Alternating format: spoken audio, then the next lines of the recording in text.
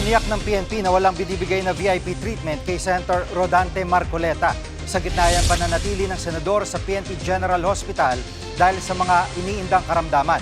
Hindi pa mailipat sa New Quezon City Jail si Marcoleta dahil wala pang binibigay na clearance ng doktor.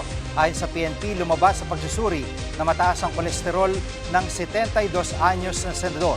May mild pneumonia at degenerative disc disease o sakit sa gulugod si Marcoleta. Nitong Lunes, dinala sa PNP General Hospital si Marcoleta matapos arestuhin sa kasong plunder.